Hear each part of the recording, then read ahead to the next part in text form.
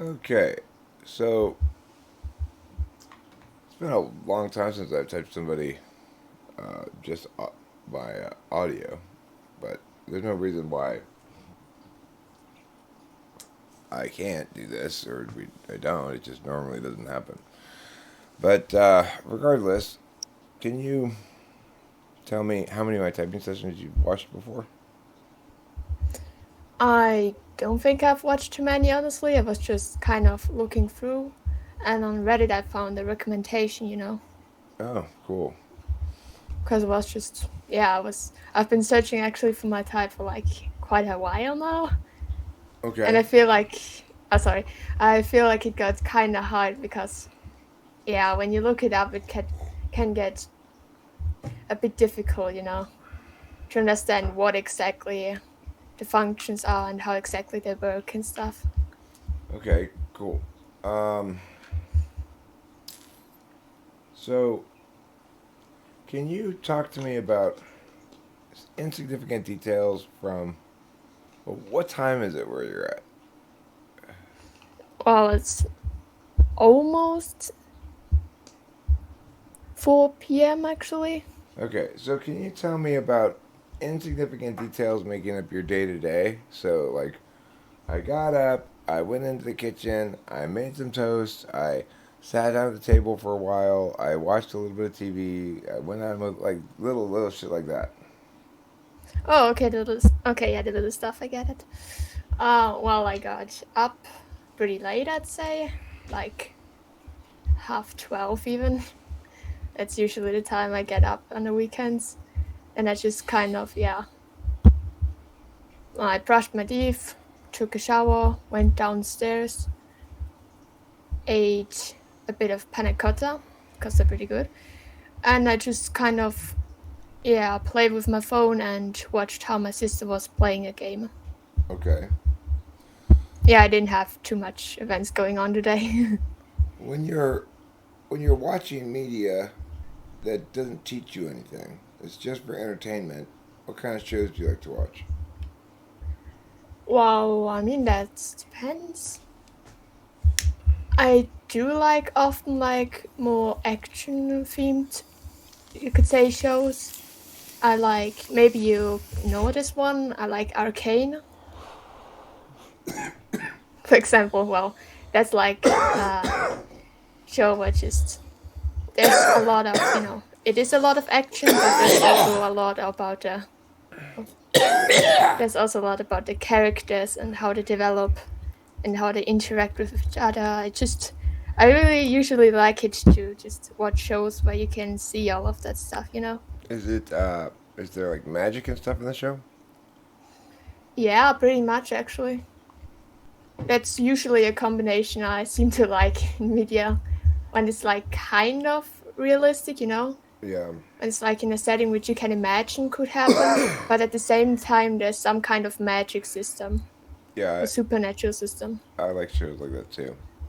Oh, that's cool. You know, the Koreans do a pretty good job of making shows like that. They do. Yeah. I'm watching this thing right now on Netflix called We Are All Dead. And it's it's a zombie movie, zombie show. Oh, a zombie one. Okay, that's interesting. Yeah. The Koreans really seem to get into being zombies. Like like when you see their production, first of all, they've got these massive productions, right? Like it must be very cheap Yeah. to film in Korea because they've got car chases, they've got overhead shots with huge amounts of extras and shit. So I don't know. Yes. It must be cheap to film there or something. I'm not sure either, but like it's impressive. Yeah, and I love the way that at the end of Korean shows they have those like gauzy filter stills from the episode that you just watched. Ah, yeah. Okay, so do you have any creative outlets? Like, do you ever write, paint, dance, Oh sing, yeah. that kind of stuff? Sorry. Yeah, I do that actually quite a lot. I'm I mean with painting I often just paint because, Like my brain needs a bit of a distraction, and then it just happens, or because I just genuinely want to, And writing, I enjoy writing too, actually. English isn't my first language, like you probably guessed with the time zones, but I just enjoy somehow making English content a lot more than, German one. It Oh, is German in okay, my you're thing. German, huh? You know, Yes. I, uh, I watched this show called, um, what was it called? It's a German show about a nuclear power plant town and time traveling. Oh, that's cool. And anyway, when I was watching it, I realized, oh, I'm German. Like, yeah, I never really thought of myself as being anything but American, but like, I'm totally like those people. The whole time I was watching the show, I was like, oh fuck, I have like a race or something. I'm totally German. Anyway, What that can happen.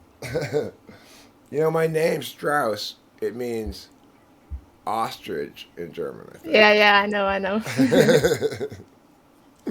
Okay, so um, let's see. Can you talk to me about your relationship with task completion? Task completion, you could say. Well, I think it's always a bit difficult, I guess, to guess because, I kind of have something which makes it generally a bit difficult, ADHD. But at times I can actually complete tasks, and sometimes I do feel motivated to do so. Like I just have a box of laundry and I'm like, yes, I want to do this. I need to get it out and stuff. So, have you been diagnosed as that? Did they give you speed? Yeah, I was diagnosed with it this summer. But did they prescribe you speed? Like Wait, what is that? amphetamines? Did they give you amphetamines? Oh, they gave me, Ritalin. That's not a good drug. That's a weak ass, shitty, not Adderall kind of substitute for Adderall. You should go say, "Give me real speed." Tell your doctors you want Adderall instead. Anyway, I mean, I could. do they give that out in Germany? Some countries don't give it out. My life. Oh my god. I think you kind of misheard that part. I was saying, like, oh, I speak German. I'm actually from Austria. That's like. Oh, Yeah, that's. I've been to Austria. I've been to Innsbruck. Oh, that's cool. Yeah, I went on vacation there when I was like 18 with my parents. Well, I hope you liked it there. It's pretty chill. Yeah, it was cool. It's like there's this huge mountain looming over you. Yeah, that's kind of around here, just the case. Okay, cool. So, Austria still considers itself a different country than Germany? Yeah, pretty much. We always make jokes about Germans. Kind of, honestly. Does Austria have its own language called Austrian or just German? Well, it's German, but in, the different parts of Austria have like different dialects and stuff, you could say. Okay. It just sounds a bit different, and someone who speaks the normal German could like get a bit confused and not understand everything. Do you think they all started out as Austria and then became Austria and Germany, or they all started out as Germany and then became Austria and Germany? I'm honestly not.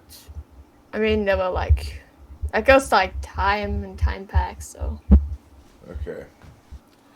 I'm not too sure how exactly that part started out because it's been a while since I had history lessons. What do you think about the European Union? I mean, I don't really have that strong opinions about those things, but Okay. Um, Give me some general sense of your priorities of free time, how you spend it. So, when I like right now for me, this isn't free time because it's on my calendar, something I got to do, right?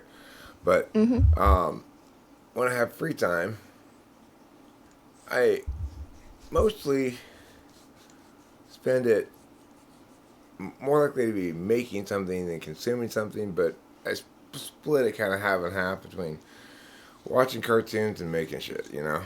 So give me your overview of when you have downtime. How do you spend it? Wow. Let me think. That's not always the same. Well, I would say that I quite spend a lot of time on my phone because I just enjoy, riding with my friends or like making things with them. Do you find And your phone too small? too small? Yeah, like wouldn't you rather be on a computer? No, I think it kind of works.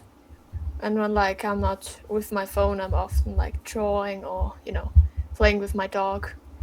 Do you have a pad of paper or like a thing that's got papers in it that you use to draw on? A sketch pad or whatever? Oh yeah, I often draw on my phone actually. Or I draw on just paper and then it just lays around. Okay. So do you think it's better for you to draw on a digital medium to begin with because then you have a digital object, or it's more easy to keep track of, or is it better to draw on a physical medium because you know a physical object that's more real? Well, I kind of feel like they both have benefits. On real, it's like you can just touch it right away. It's like there. You can just look at it. I mean, that's the same with digital stuff, to be fair. But like, you just once you're done with something which you like drew with hands, you can just see all of those brush strokes and everything you put into it. And I guess that's just kind of beautiful. And on digital, you can't see that, but you can still do a lot of it with it. And you can generally do a lot on digital media. So I think I usually do more on digital because I have more options technically, but I also just like doodling on paper. Do you have a place where you publicly share with people your creative efforts, like you post pictures of them on Facebook or Instagram or something like that? Well, I do have an Instagram account, but I haven't uploaded stuff on there for a while now. Not too sure why. I think it's because I generally didn't, felt the need to upload stuff. Because Instagram's boring. That's why. I mean, I like just scrolling through and just seeing the different creations of people, so You, it depends. you ever watch TikTok? Sometimes not that often, to be honest. I watch it usually when people send me links to like really funny stuff they found. I see. Um, what do you think your own relationship is with video length on YouTube? Like when you're on YouTube and going down one of those YouTube holes where it's like recommended video. This looks interesting. Oh, this looks interesting. You know, talk to me Yeah. about what are your factors as a consumer of videos that you think about? Like, 12 minutes? That's too long. Or is it more like it needs to have a sexy thumbnail? Or is it more like what draws you in? What keeps you? Talk to me about your YouTube habits. I mean, I do like it when there's like, I guess, people which I already know on YouTube, when they like upload videos which I would be interested in. Like, let's say Markiplier uploads a free scary games video, then I'd be interested in watching that. Yeah, I mean, it's sometimes that I meet new creators, and then I just watch them and I'm like, yeah, this video is by them. I like this one. So I mean, I are get you yeah. liking the personality of the person more, or are you liking the brevity of the content, like how it makes its points quick and easy? Are you liking the pacing of it? Like what's What's making it aesthetically work or fail for you? Hmm. Well, I guess there's something that if it isn't directly from a content creator, which I already know, then it's usually things which do kind of have to draw me in, like maybe something I do already know, like let's say from a video game. Uh, I don't know, What video a games video do you like to play? yes, to play. Well, I haven't been able to play a lot of them lately. I do play some, like Genshin. See, I don't so do remember you like to watch gaming streams? streams. Well, yeah, at times. Although I'm kind of often more interested in when I see a new game, right? I'm often more interested in interacting with the people who also like it. I see. Although I, of course, also watch the game, but I'm also immediately like, oh, is there a lot of people who like it too? Kind of like watch it with them. I see. What do people make of it and stuff like that? Would you say you're an active chatter? Yeah, pretty much. I mean, I usually have like a group of people which I text to the most. But if there's, for an example, a new series or video game which I like, then I can just, yeah, look for people who like it too. Okay, can I ask you how you're holding your phone or whatever it is? Your phone, presumably, right? How I'm holding my phone, Are you hold? Yeah. usually. How are you holding it? Are you holding it in I your mean, hand? yeah. And are you like walking around? Well, I usually prefer to sit or lay down when like having my phone. But what are you I'm doing right usually not now? walking. I mean, I just held it in my hand for a second because I wasn't too sure what he what exactly was meant. Oh, the But if reason you I'm asking is understand, actually because I keep getting a lot of you hitting the microphone. So I do. yeah, like I keep getting this, which is I'm not basically sure if that's my. Oh, well, basically what I'm saying is if you have some sort of stand you can set it down on near you, I won't have yeah, to. that's kind of what I have. Oh, I'm not too sure why is it it's on just that right now? yeah. Wait, I'll keep my hands from the table. Yeah, Maybe that's the problem. yeah, that is the problem because now it's gone. Oh, nice. Okay, cool. Sorry, it was kind of bugging me. No, no, I get that. um, It would bug me too. all right, so all right, let me try a couple of values questions. So, why do you think it's more important for you to uphold as a value in life? Is it honesty or kindness? Hmm. Well, at times, I feel like it was kind of difficult for me because I would just often say exactly that what I felt like was right, right? Would just go like, oh, but that's not true and stuff, and then that would upset the other person. And yeah, that happened quite a few times. And I mean, I often do notice that it's it gets really difficult for me to like, straight up lie into someone's face because I'm like, yeah, but that's not the truth and that's not fair and stuff. Why would I lie to them? Yeah. Okay. What do you think is the more important value for you to uphold? Being reliable in following through on what you say you're going to do, or to be reliable in following through on what you say you're not going to do?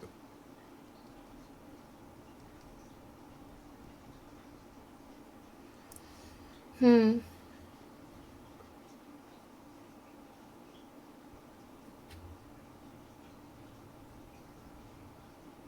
I'd say I'm usually pretty reliable. I usually do what I say I do because it's important to me. Because I do want to not break any promises. And sometimes the times it just doesn't happen. And then I feel bad. But in this scenario, I'm asking you to break a promise either way. The question is, which way do you think is less bad? Do you want to break a promise that you said you were going to do something, but you don't end up doing it? Or do you want to break a promise where you told somebody you wouldn't do something, but you did?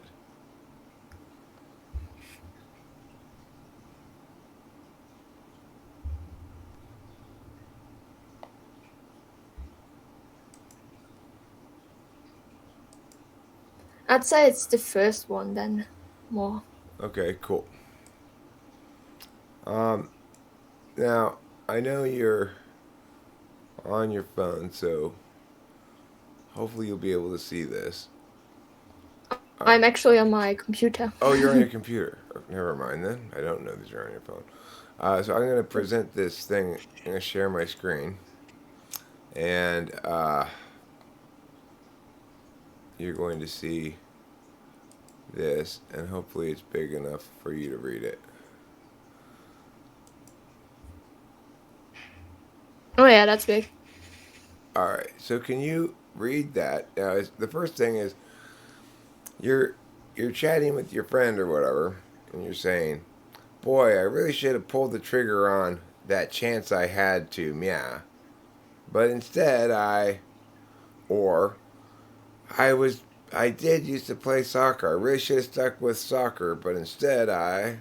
Right, so, and then you read those things and tell me if it's any of those things, or if you think of something else that's not on that list, that's fine too. Mm-hmm. Let me look.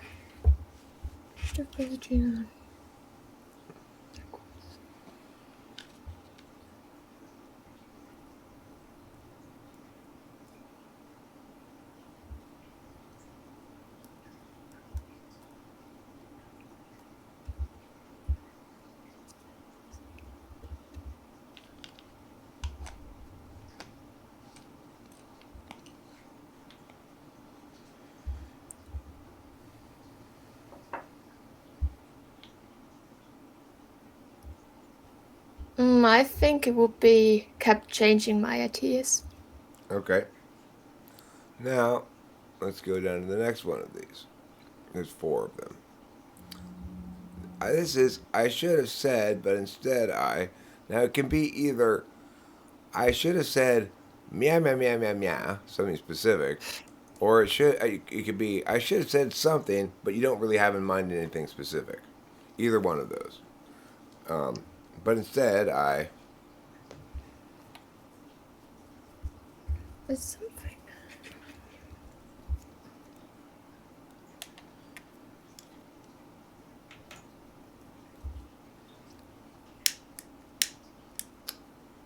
Oh no.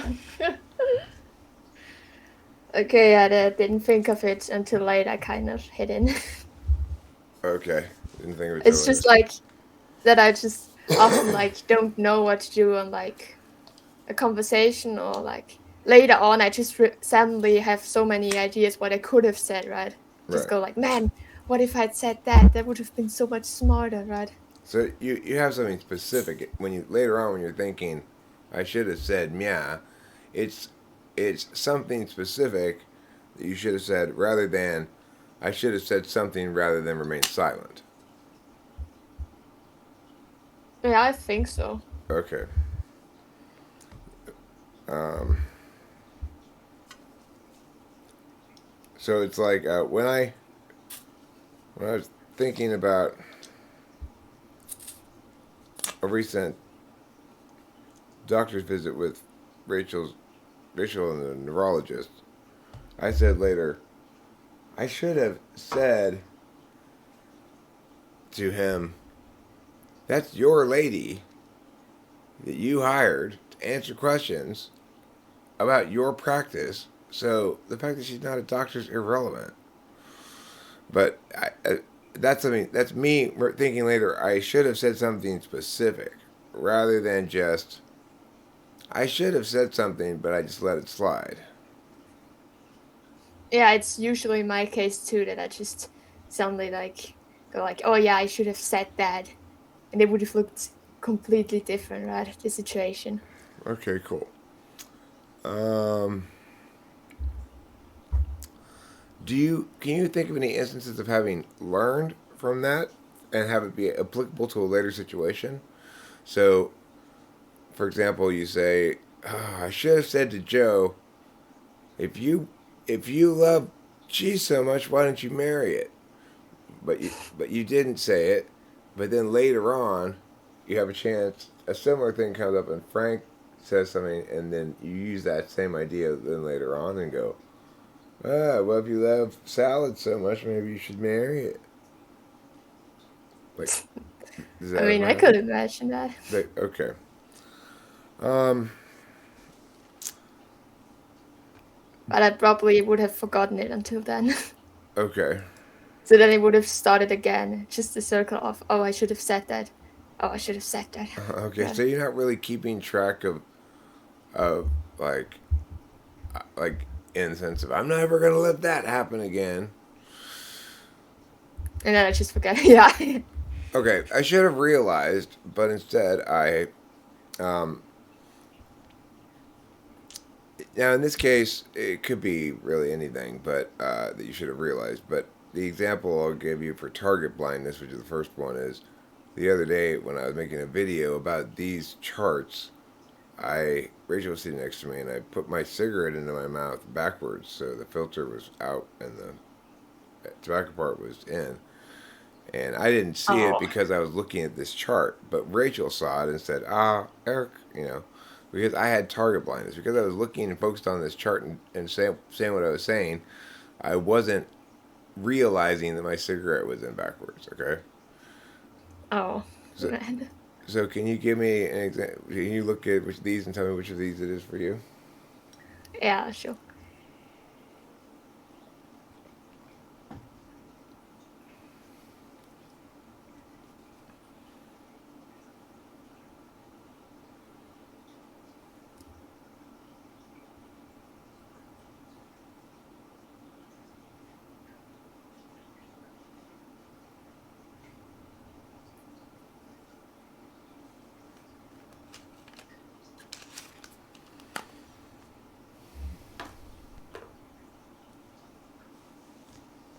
Well, it's usually with those things, and like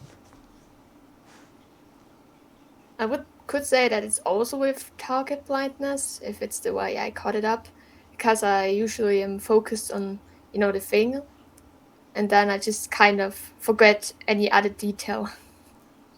Okay. Um. And then dumb stuff just kind of happens. So what's an example of dumb stuff happening?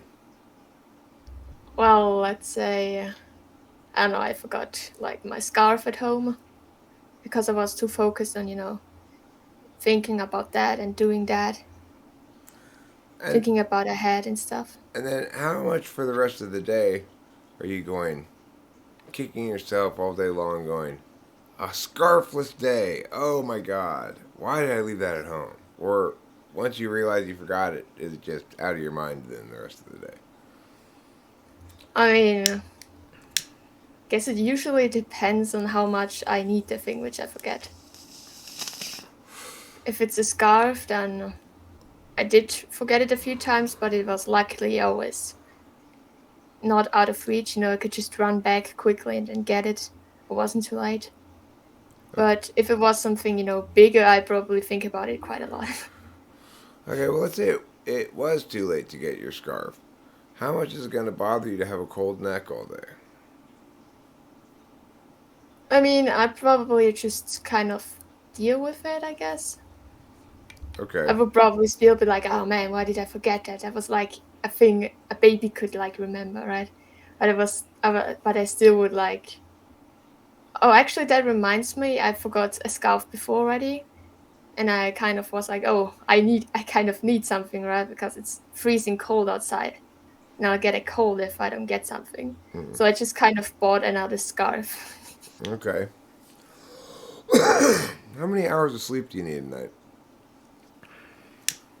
Uh, well, I guess the usual 6, 7, maybe. And is that how much you get? I mean, yeah, usually under the week. Could be that I'm sometimes more tired and stuff, but I don't know, it never really bothered me too much, honestly. Okay, there's one more of these tables. I should have learned, remembered, but instead,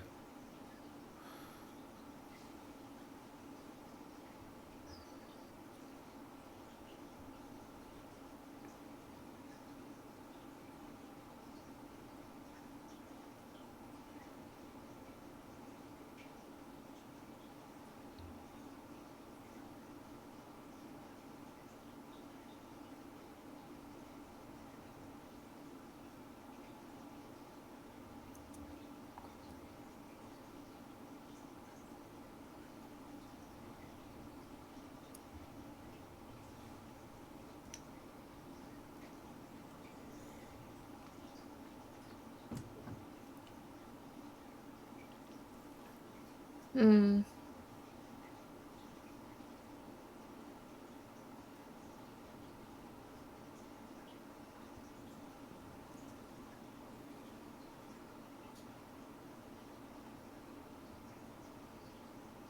I mean, I guess I can take the scarf thing again because like I forgot it several times now.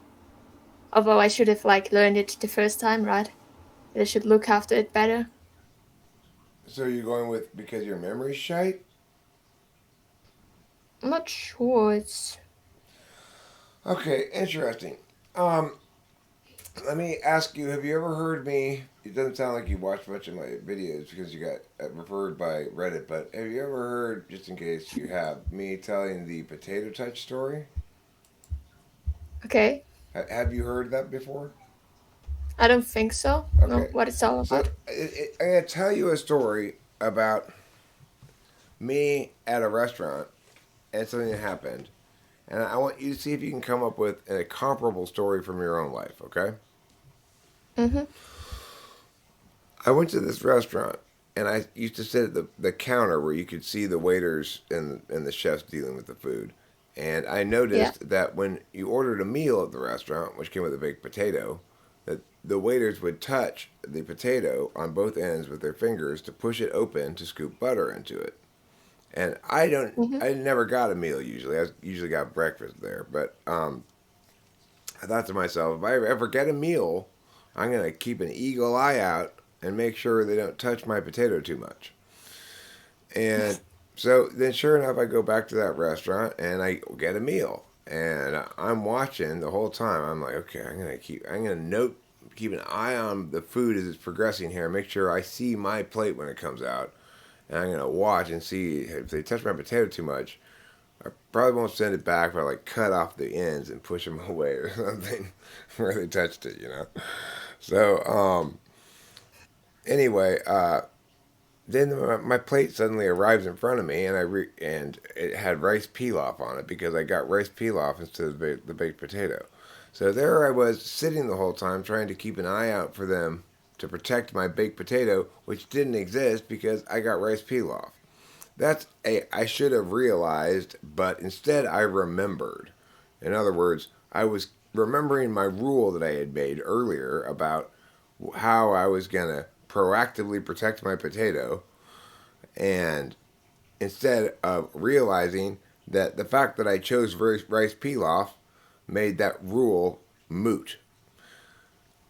Mm. Can you think of a comparable story from your own life? I'm not too sure if I have like something that happened that specific. Okay, well, let me go refill my coffee and think about it for a second.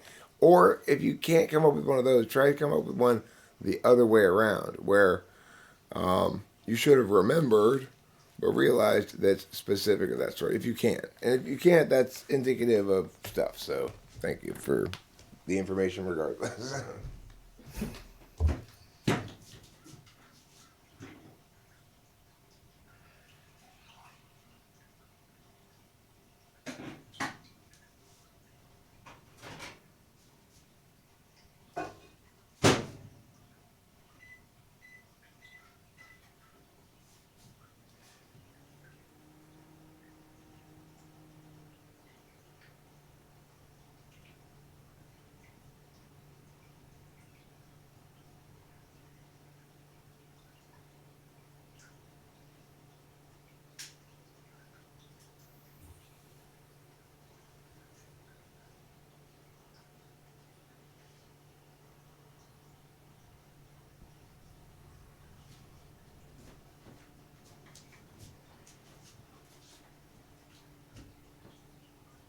I'm got 45 seconds left on the.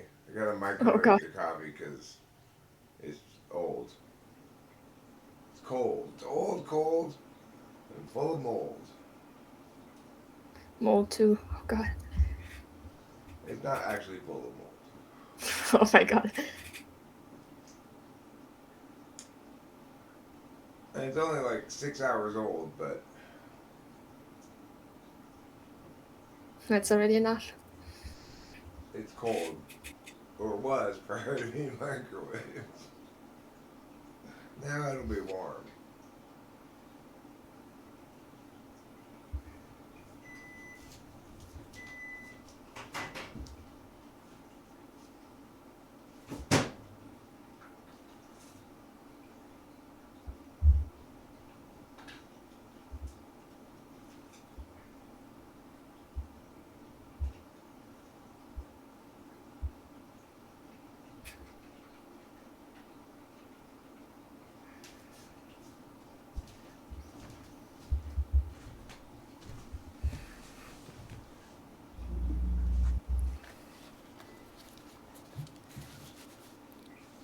Okay.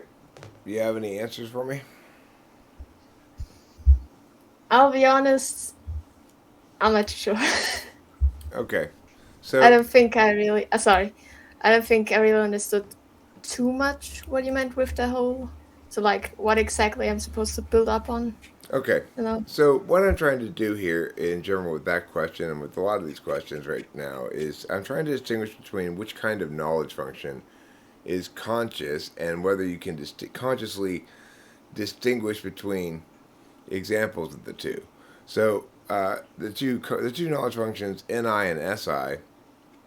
NI is an observational knowledge, like Okay. realizing you have rice pilaf, and so you don't need to watch out for your potato. SI is experiential knowledge, having learned that I need to keep an eye out for my potato without linking it to reality that I didn't order a potato, right? So the thing is, if you can't come up with examples of them that are distinct like that, then it's usually an indication that one of them is in either the eighth or seventh slot. So, but let me try to nail this down a little bit more by asking some self-reporting kind of stuff. Do you feel as though you trust your instincts more or your experience more? Hmm.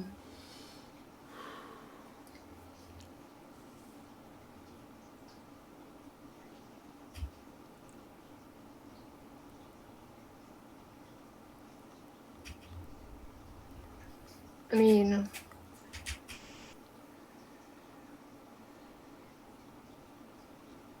it's probably with everyone, but it kind of varies at times. Like, I do often just kind of do something or do something not because I know it's not, because I didn't like it the last time, or,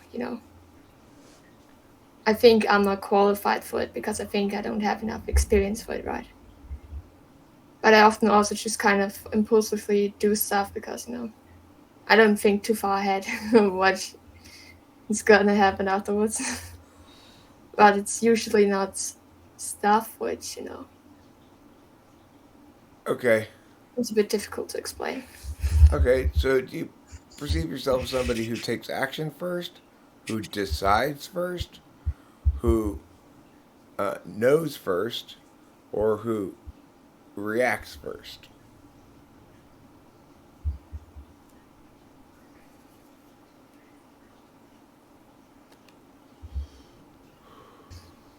Well, I would say that I'm usually quite a bit of an overthinker, but I'm not too sure if that's like a thing which is just like, you know, always there and like naturally there, or just from things which is still kind of stuck there, right? It doesn't always feel too natural, you could say. Okay. Um, do you remember the four options I just asked you to choose between? Yep, you did. I would say that I usually think at first, But which do you is go remember with what that. all the four options are? Yeah, I think. Can you repeat them back to me? Yep, it's either, react, take action,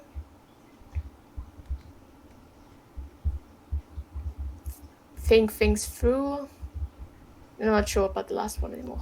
No. Okay, cool. Um, so are you when you are you like tapping your desk? Is that what's making that noise? I'm not sure why it's allowed. I'm usually just like really not Are doing. you moving around physically a lot right now in general? Not because of the sound. I'm segueing from that. Like, are you a knee bouncer? Like, I'm a knee bouncer. Like, oh, sit there and bounce my knee up and down like this. You know? Yeah, it's usually a thing which I do a lot actually. Just kind of fumble with stuff and then just yeah. Do you smoke No, I don't smoke. or vape? No, No. Um, do you have do you drink a lot of beverages? which is. I mean, I drink soda, but nothing else actually. Like, do you like? But what I'm asking is, are you somebody who's always got their can of soda, or are you somebody who's always going like, "Oh my God, I'm dying of thirst and need a soda"?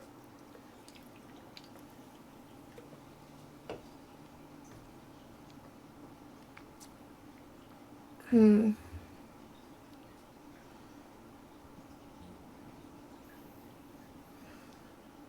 I mean, I'm usually not that fixated on those things, honestly.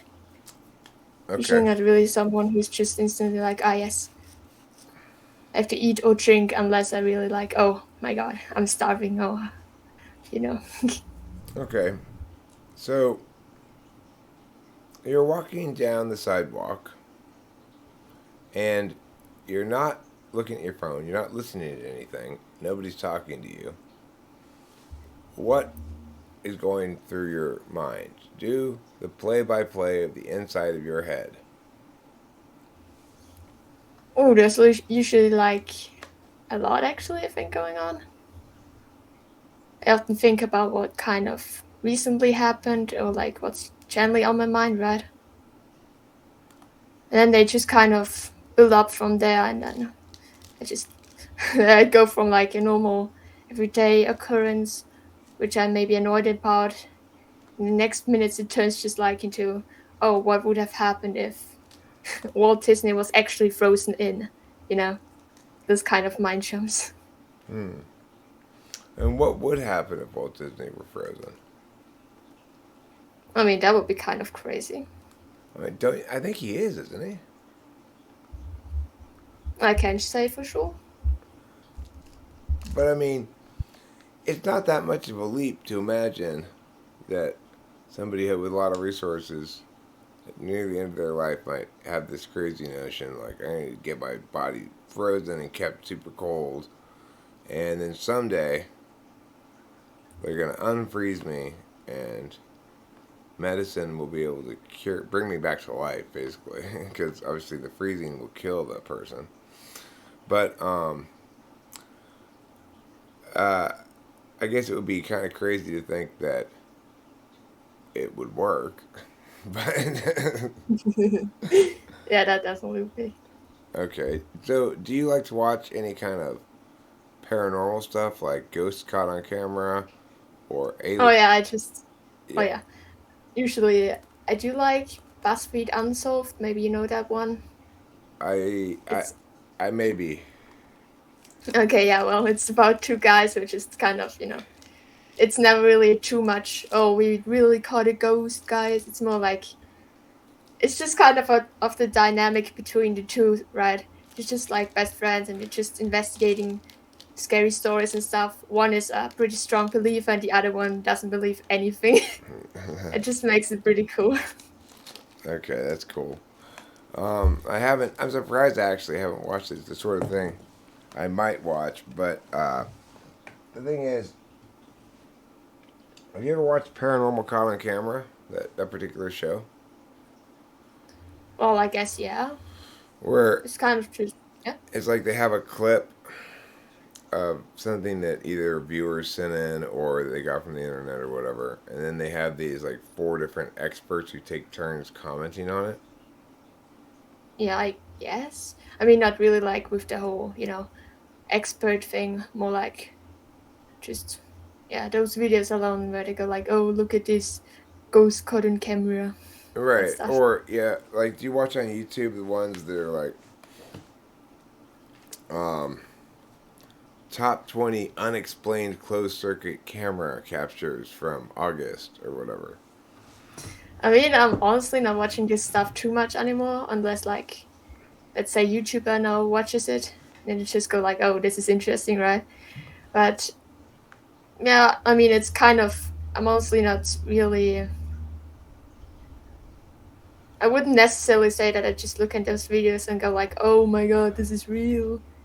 Ghost exists. I find it more funny. But Okay. it's also kind of interesting to see. And sometimes you do wonder what if this actually isn't, staged? What if something else is behind that? Okay, Yeah, so I just what do you think is most likely? Ghosts, aliens, or Sasquatch slash Loch Ness monster? um I mean, I guess aliens, Okay. because like I wouldn't necessarily say that they would have to be like, those green big figures which like hello, I'm an alien, but more like maybe, just tiny animals which like, or not even animals, just, you know, Squirrels? little, no. I don't know the word for it, but like organisms. It's just kind of floating out there and like, they kind of are alive, but in a way that we don't really see that in movies, right? You mean like interplanetary seeds? I'm not too sure either, honestly. You know what I And like the idea of is there being a species of birds that oh, propagate cool. that propagate across planets, right? So there's some. That's how with on a given planet, maybe the seed goes from here to there by being pooped out by a bird or something, right? Yeah. Well, there should therefore be a space bird that does the equivalent, so to make sure that things can propagate interplanetarily as well.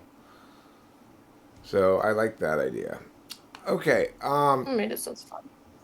let me let me. I've been very just sort of fucking around here, chatty. Let me ask. Let me if I can get down to the meat of your type.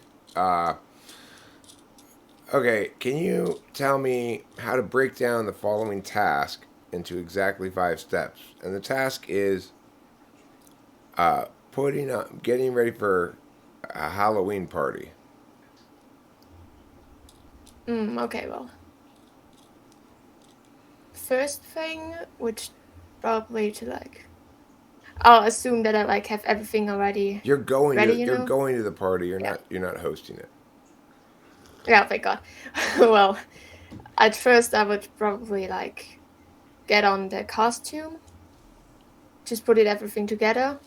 Then I would like, if I had makeup on, in case that would be, part of my costume, I would put the makeup on. Then I would, yeah, just check for everything. If I have everything with me that I need, if I need, like an ID card or something. And then I would just, yeah, I would wait for my, oh, actually, would go downstairs and, get dressed up in, not the usual clothes, but more like the going out clothes, like jackets and stuff. The term I don't know for right now. And And how many yeah, steps are you at? I'm at the fourth. The fifth step would be to like get picked up or just go myself, depending on how this party goes. Okay. Um, can you break down? Let's say you've got somebody who's come to you for advice. They've made you their sudden life coach, and you need to break it down to them. They say to you, "Listen, I am an Austrian in your age demographic, and I don't have the ability to be cool. tell me in exactly 3 steps how to be cool. Wait, they asked me that, right? Yeah, you have to life coach them. 3 basic rules of thumb to being cool. Oh, I have to teach them how to be cool. Okay, I get that. Okay, well, the first step to be cool is to, well, like yourself, I guess you could say. Because you're only as cool as, you yourself like yourself. But how can I like myself if I'm not cool yet? Well, I guess that's then the third step, technically. The first step would be to,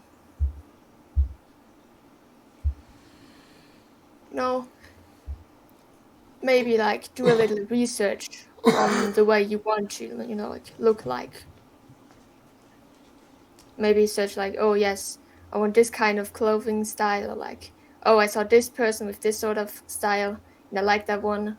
Maybe a little work for myself.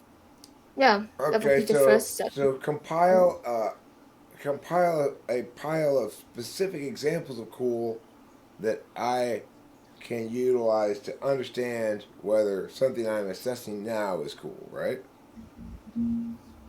Okay, well, Is that what be you're? confident, I guess. But I want to clarify. That's what you're saying in your first step. Your first step is to accumulate a pile of examples of other people being cool, so that I can know what being cool looks like. Oh, it's okay. Is that So you what gotta take them from other people in a way. is? I'm asking you. Is that what you were saying? Is my translation of what you were saying correct for your first step? I mean, my first step, if I think about it again, was like, to be, To know what kind of clothes are cool or stuff like that, right?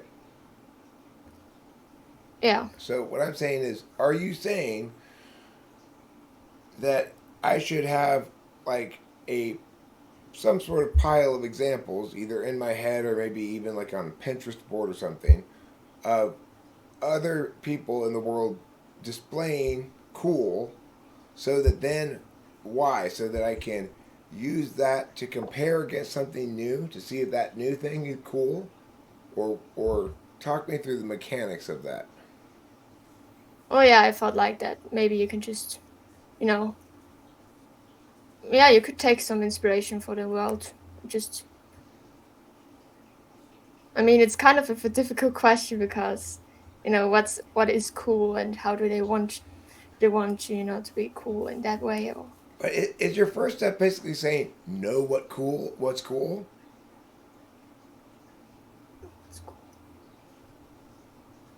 I guess in a way. Okay, so then what's the second step after you know it's cool? Adjust it accordingly to like So adjust just kind of your uncool stuff to be more like the cool stuff you've observed externally.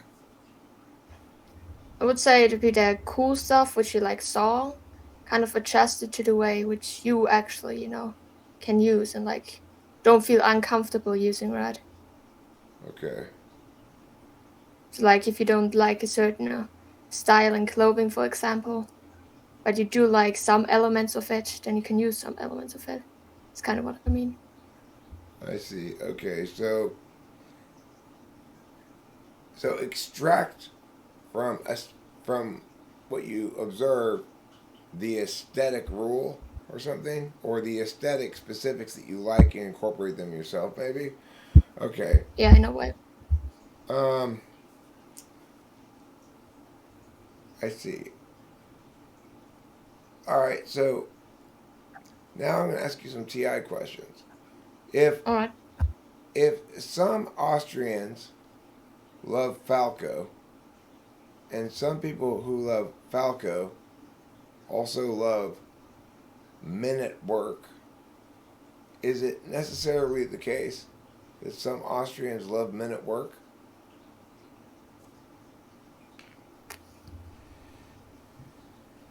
I mean, I guess that really depends on the person.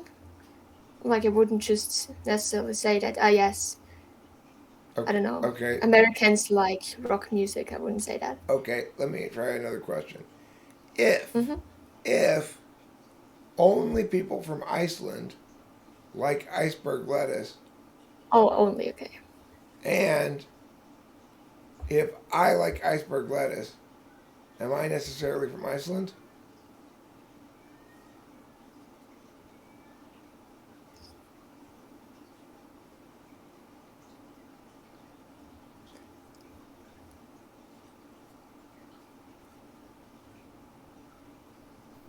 I mean, guess it depends. Okay, let me ask this. Who is my mother's husband's only daughter in relationship to me? My mother's.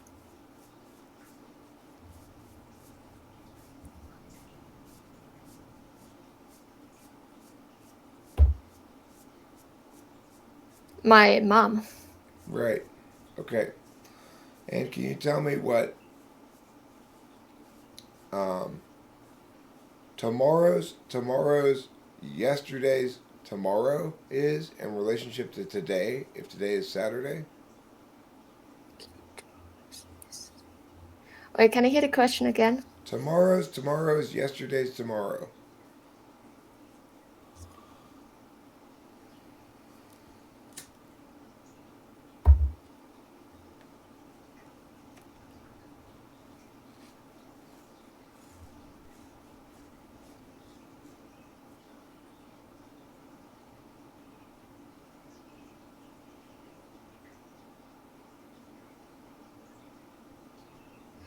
And the day we have is again Saturday. We're at Saturday today, and we're looking for tomorrow's yesterday's tomorrow.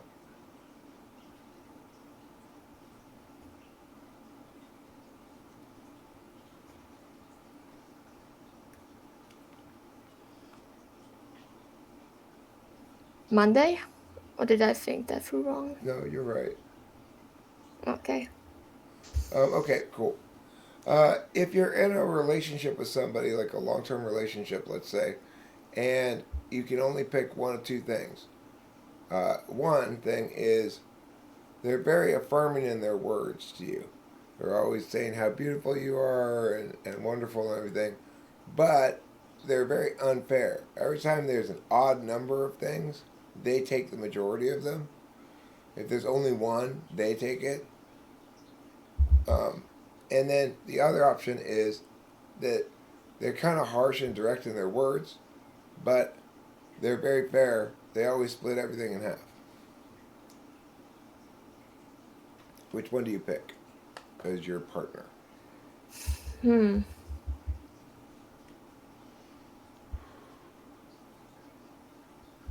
I guess I would say the second one more. Okay, cool. Uh, what do you think you'll provide for your partner better? Are you more likely to affirm and be unfair, or be fair but not affirm?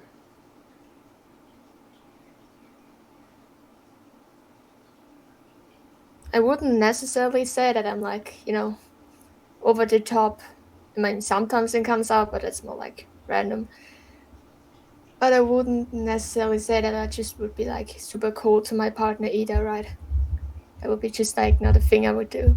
But I think the second one would work more too because I generally don't like, when things don't seem that fair to me. Okay. Would you prefer to be the person who's being who's who's giving more and and therefore being getting the short end of the stick, but taking the initiative in the matter, and therefore not being taken advantage of? Or would you rather be the person who's receiving more, not because you're trying to take more, but because you've lucked out and gotten a good partner who's happy to give more? as you are happy to take more.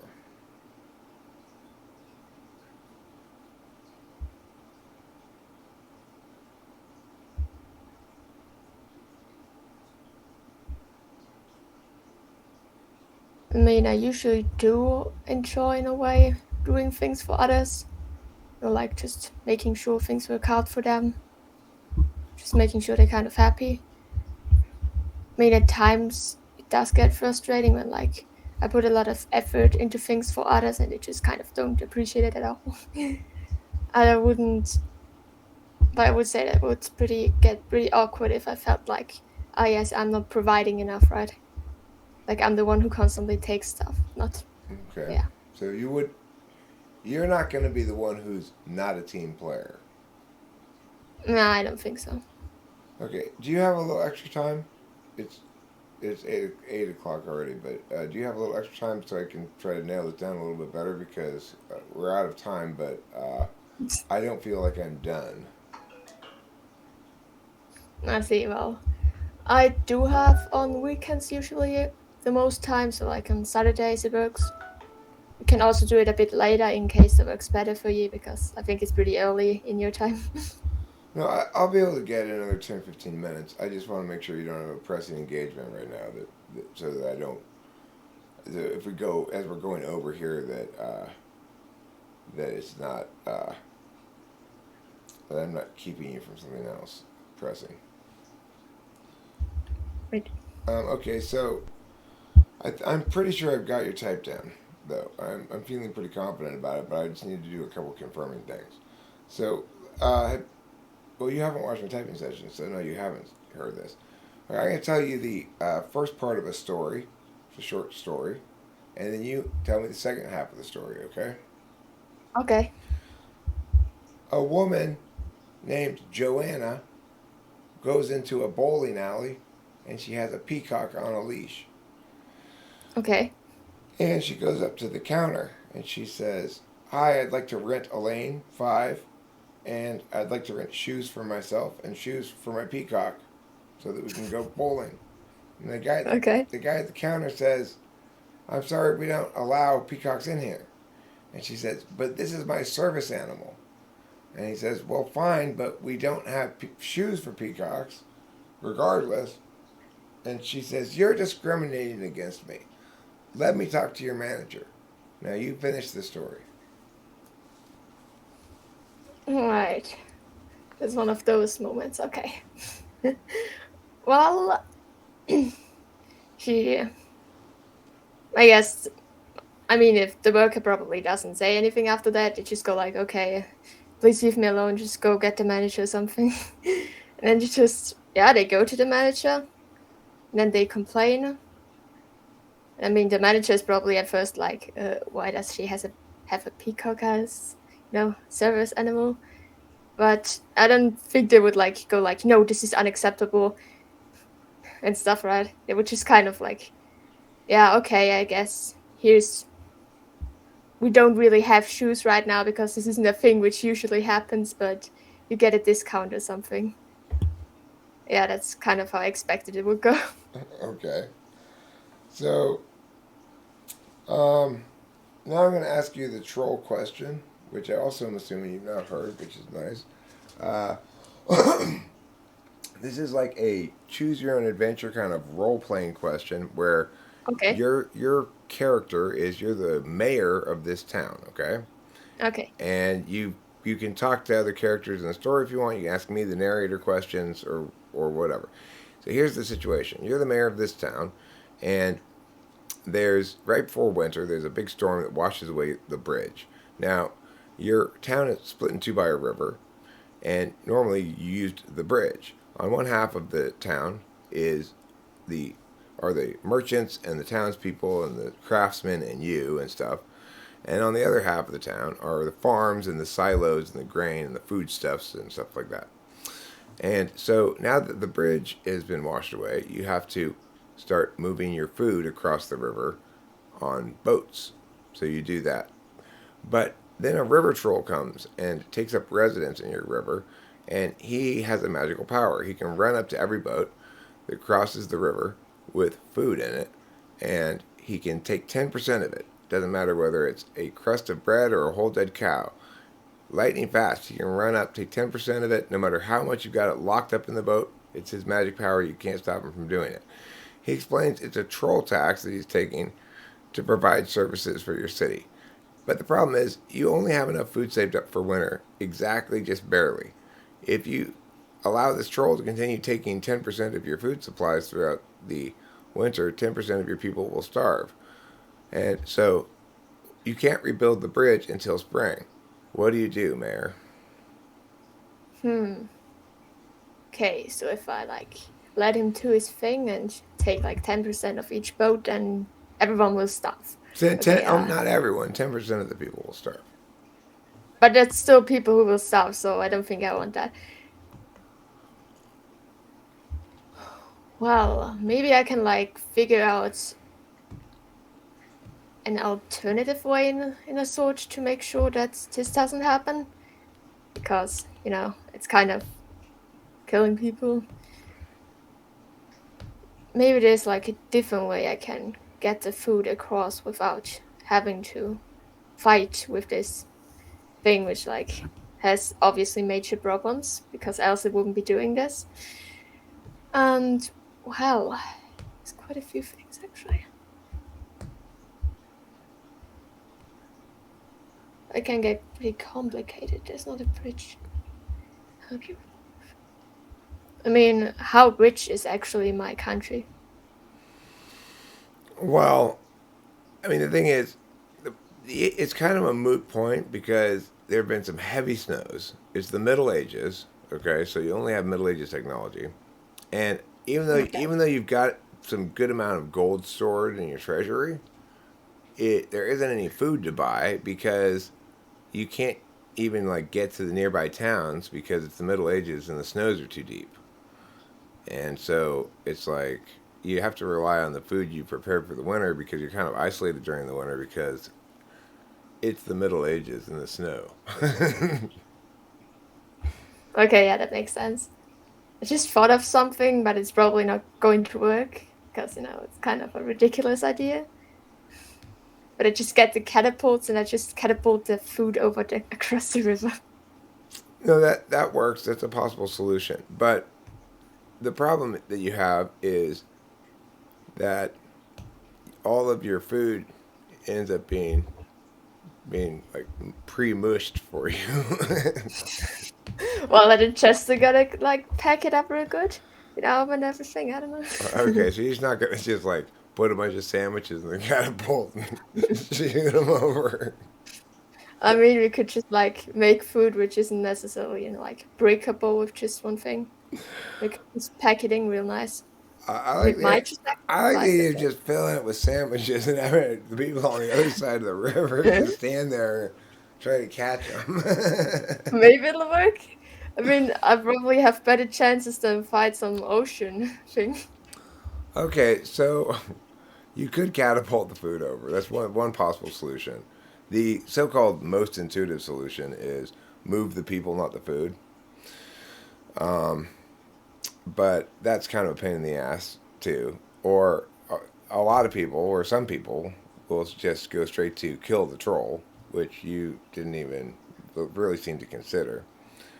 I mean, it's kind of, it could get a bit difficult because it's like a troll, and I don't know how strong that troll is, and like it could kick like my people's asses. So, Right. Well, the other thing you'll discover if you were to go down that route is the troll lives in the middle of this wide river, and your military advisors are idiots. They have only one idea, which is for everybody to get a lance and for them to float down the river towards the, the yeah, troll. that's pretty dumb.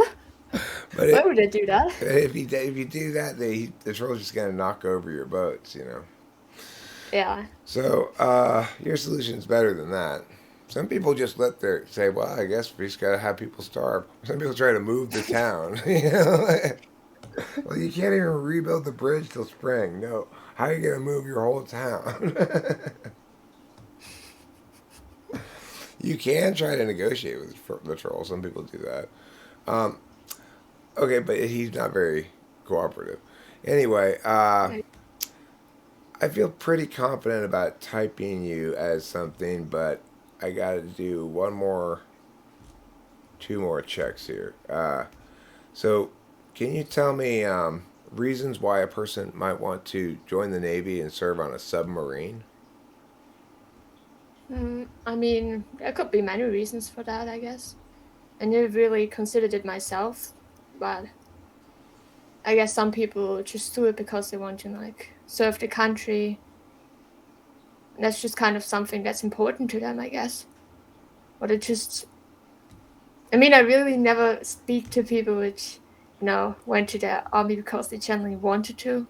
Because often it's here like that boys with the age of 18 have to go to the army for some time. So, yeah, it's not often a choice.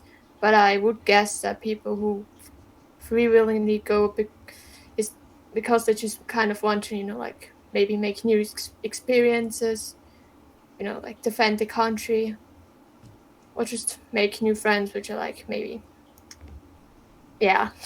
Okay. Um, Now, how about I've got a new invention. My new invention is it's a uh, it's a wristwatch that has a miniature flare gun attached to it, so that you can shoot a miniature flare off in case you're having a miniature emergency. Okay, just like a gun watch in the sword, right? Yeah, but it shoots flares, not bullets. Oh, okay, I see. Well, yeah. So can you give my now the problem is I'm terrible at naming my inventions. The marketing department insists it has a snappy name. I want you to give me a list of about 5 possible snappy names that we might call my invention when we try to sell it in the store. Hmm.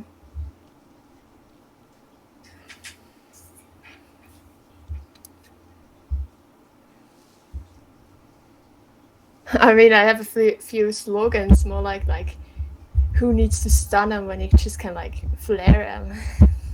Okay.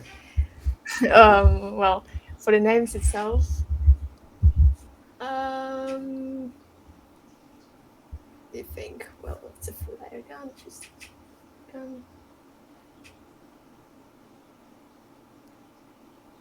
Kind of wanted to name it after, like a Nerf gun because that would be funny, but uh, flare.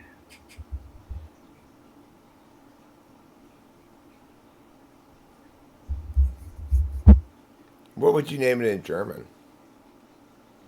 I mean, I'm not too certain what flare means in German, so like, It's one of those fiery red things that you shoot up from a boat if you're to signal people I'm over oh, here. I see.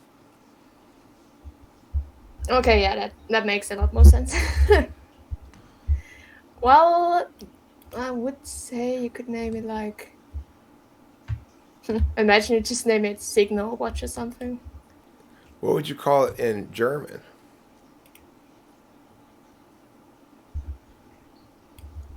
German, how would I call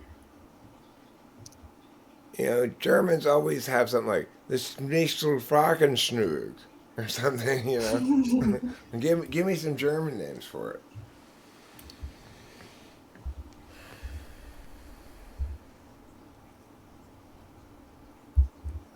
Hmm. Well, I mean, watch is no wait, watch is like Uhr in German, like the general word for like clock. But like, well, how can I combine that?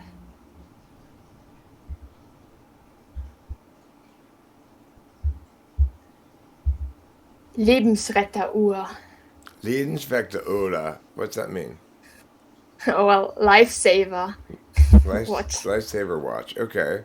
It's technically a step, but you could like shorten the name or make it like All right. So life saving let me demonstrate what watch. I'm looking for here is quantity of answers. So if I were to exemplify answering that question as well as it could be answered, I guess, I'd say like, okay, well, you could call it the emergency time. You could call it Oh, that would be funny. the clock and fire. You can call it the it's time for you to find me. You could call it the flare o'clock. You could call it. It's like I'm looking for not necessarily good names, but just quantity. Okay. Oh, I see. So I'm Okay. going to ask you another invention because I'm trying to distinguish. I'm trying to eliminate one particular type that is possible, but I don't think you are. So let me ask another one of these questions. So here's another invention. It's a little jacket you can put on your cat that has an umbrella above it, so that when it's So it raining, doesn't get wet. when it doesn't get wet when Yes. it's raining. Yeah, but I don't have a good name for it, and the marketing department's fussing at me again. Can you help me name my invention?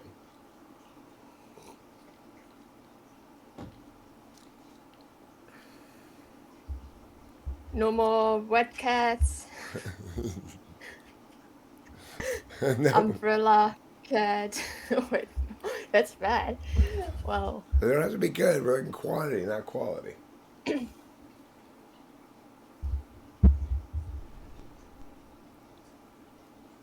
lifesaver for cats, basically. Okay. No more bath time for cats. That I hate one. Cat saver, actually, you could name it that. Cat saver. Some cats are like, what? Yeah. You could call it the all-weather feline. Yes, that would be good too. Okay, so that's good. Feline needs a life. Um, and then let me just try two more quick questions here, which are, it's going to be, well, that's why they always say, meow-giddy, meow-giddy, meow. That's what you're going to do after I tell my thing, okay? I'm going to tell a little anecdote, and you're going to be the person who gives me the life lesson. Well, that's why they always say, meow-giddy, meow-giddy, Oh, meow. I see. But you I see. replace the meow-giddy, meow-giddy, meow with different words, okay? Yes. So, oh gosh, my engine light in my car kept going on, then it would go off, and I ignored it for a while, and then I took it to the shop, and they said, boy, if you brought it in sooner, you could have avoided a big problem. But instead, you waited too long, and now you got to pay for this expensive thing. Shush. Well, you might have just paid beforehand. What? I don't think I kind of right. Well, what did you say? You might as well, you might as, what did you say? Might as well have paid beforehand. You might as well have paid beforehand. Okay. How about this anecdote? Oh my gosh, I was introduced to these friends, and I said to they're Barbara and Julie who were visiting from out of town, and I said to Barbara, "It's so nice of you and your daughter to visit us here," and then Barbara said, "She's my sister." Oh gosh, I felt like wow, I made a big mistake there. Now you do your part. Oh, you know what they always say? Friends or family. Those don't mean those are not mean those things though, right? It's like the first one you might say is a stitch in time saves nine, or an ounce of prevention beats a pound of cure, or something like that. And the second one you might say don't judge a book by its cover, or better to remain silent and be thought a fool than to open your mouth and remove all doubt. Oh, I was supposed to be an asshole. Okay. No, I mean the thing is, you're supposed to nutshell the concepts being taught there. Now, can you do it the other way around? Can you tell me the thing, and I'll be the person who says, "Well, that's what they always say, meow, meow, meow." Yes, I shall do that. Oh my god, that was so embarrassing last year. I went to the prom, right? And then I just realized, oh wow, I don't even have a prom dress. And then I realized, oh wow, I just wake up from coma. I'm not even in prom. Well, that's why they always say, "Don't trust your post-coma hallucinations."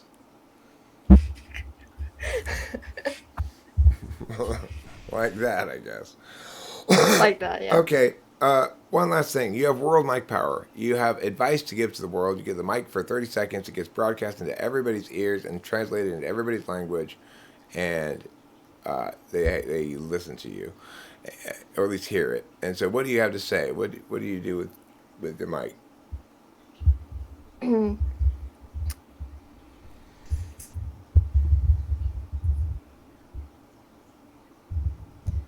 Make always sure to not put baking powder into your hot chocolate. You're welcome. It's good advice. If you put baking powder into hot chocolate, I feel like you did once an accident. It just kind of became an insider. well, it's like bleach and ammonia. It creates a poisonous gas. Okay, so I'm pretty sure you are an INFJ. An INFJ, okay. Can you tell me what you thought you were coming in? I wasn't too sure, honestly. I'm always just like, oh, it could be that, but it could be that. It's never too, like 100%. So I was just like, yeah, it's just zero. Just let someone else do it for one stop. Okay, well, let me explain to you the various reasons why I've come to this conclusion real quick. Okay. Number one, your epistemologies are your knowledge half of your epistemologies, that is to say, experience and observational recognition, which are SI and NI respectively. You don't have a very clear conscious distinction between the two, which is most manifest in when one of them is 8. So that's consistent with you being either an SI or an NI dom. And you seem to have especially trouble with articulating the SI half of it, namely the specific examples with a lot of concrete details to exemplify the conceptual thing, rather than the other way around, which is you have an easier time with the conceptualization of things, rather than the actual particular details of them. But most importantly is the lack of ability to consciously distinguish between the two that is suggestive of 1-8. And then second, your TI results are not unconscious. In other words, you got the idea of the question pretty much right away. The idea that we're doing black and white thinking, so to speak, but it's slow. And slow but correct. That's consistent with either 4th or 3rd slot TI. But your TE answers, which were very not TE, in other words, when I ask you how to do something, you really tell me what you need to know before you do something, which is not TE, instead is a knowledge function, NI in particular, in this instance. And then your FE tool, which is to say, you're a team player to a fault, which is, if anybody's going to be accused of not being a team player, it's you last, because other people are fussy, not you. And that's consistent with FE tool, but it's not an absolute value for you. You'd rather somebody be fair than affirming, which is consistent with FE tool TI 3rd. And your prioritization of fairness as a value is consistent with TI 3rd, but probably manifests selfishly, but you don't really realize that. And then your relationship with extroverted intuition. So the last thing I had to eliminate was I just had to eliminate ISFP, because I'm not necessarily good at recognizing FI, and I could be misled by certain kinds of FI people into thinking they have FE, because FI is my blind spot. So in order to eliminate ISFP, I double checked your extroverted intuition, and it's better than polar. It's not great, which is to say, it doesn't do well as when I say, here, you perform as a subject doing extroverted intuition, because you're actually not a subject type inherently. You are a receiving type. And so it tests out kind of weak in the 5th slot, extroverted intuition, as it typically does for INFJs. But it's better than polar, which is to say, you can give me more than 1 or 2 names for a thing. When I say, no, I'm looking for quantity, not quality, then you can spit out quantity. So you're not expert intuition polar. All the other factors going into play says you have to be an INFJ. That's interesting. Yeah. Okay, cool. So do you have any last questions, concerns, queries, complaints, quandaries, or other assorted matters you want to attend to? Well, I don't think so. Honestly, I don't think so. Okay, so I'm going to stop this recording now. I can either share it with you privately via Google Drive, or if you're comfortable with me doing so, I could publish it. um, well, let me.